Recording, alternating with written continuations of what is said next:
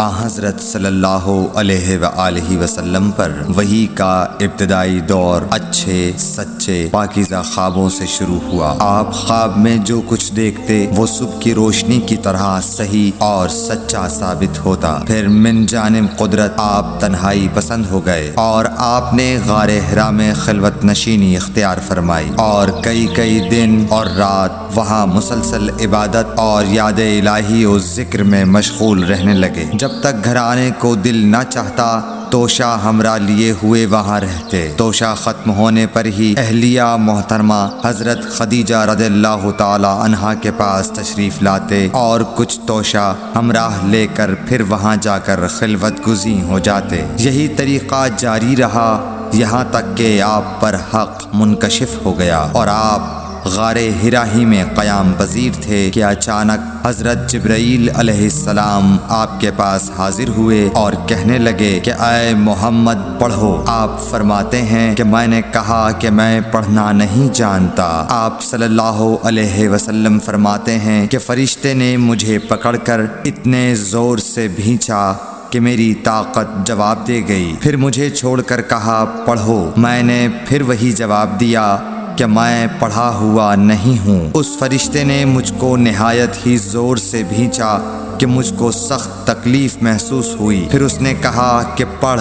میں نے کہا میں پڑھا ہوا نہیں ہوں۔ فرشتے نے تیسری بار مجھ کو پکڑا اور تیسری مرتبہ پھر مجھ کو بھینچا۔ پھر مجھے چھوڑ دیا اور کہنے لگا کہ پڑھو اپنے رب کے نام کی مدد سے جس نے پیدا کیا اور انسان کو خون کی پھٹکی سے بنایا۔ پڑھو اور آپ کا رب بہت ہی مہربانیاں کرنے والا ہے۔ بس یہی آیتیں آپ حضرت جبرائیل علیہ السلام سے سن کر اس حال میں غار حرا سے واپس ہوئے کہ آپ کا دل اس انوکھے واقعے سے کانپ رہا تھا۔ آپ حضرت خدیجہ کے ہاں تشریف لائے اور فرمایا کہ مجھے کمبل اوڑھا دو، مجھے کمبل اوڑھا دو۔ لوگوں نے آپ کو کمبل اوڑھا دیا۔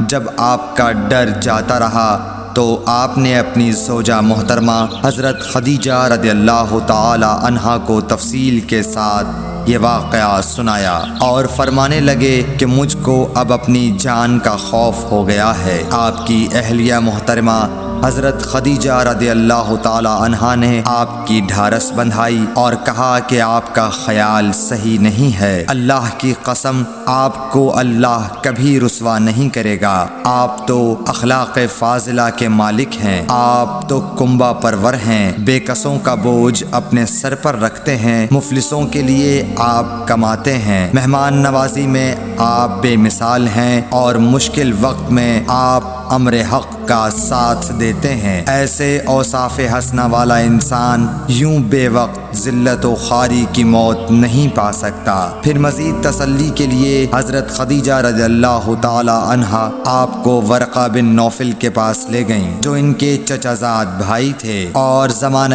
جاہلیت میں نصرانی مذہب اختیار کر چکے تھے اور عبرانی زبان کے کاتب تھے۔ چنانچہ انجیل کو بھی حسب منشائے خداوندی عبرانی زبان میں لکھا کرتے تھے۔ انجیل سریانی زبان میں نازل ہوئی تھی، پھر اس کا ترجمہ عبرانی زبان میں ہوا۔ ورقہ اسی کو لکھتے تھے۔ وہ بہت بوڑھے ہو گئے تھے، یہاں تک کہ ان کی بینائی بھی رخصت ہو چکی تھی۔ حضرت خدیجہ رضی اللہ تعالی عنہا نے ان کے سامنے آپ کے حالات بیان کیے اور کہا کہ اے چچا زاد بھائی، اپنے بھتیجے محمد صلی اللہ علیہ وسلم کی زبانی ذرا ان کی کیفیت سن لیجئے۔ وہ بولے کہ بھتیجے آپ نے جو کچھ دیکھا ہے اس کی تفصیل سناؤ۔ چنانچہ آپ صلی اللہ علیہ وآلہ وسلم نے از اول تا آخر پورا واقعہ سنایا، جسے سن کر ورقہ بے اختیار ہو کر بول اٹھے کہ یہ تو وہی ناموس معزز رازدان فرشتہ ہے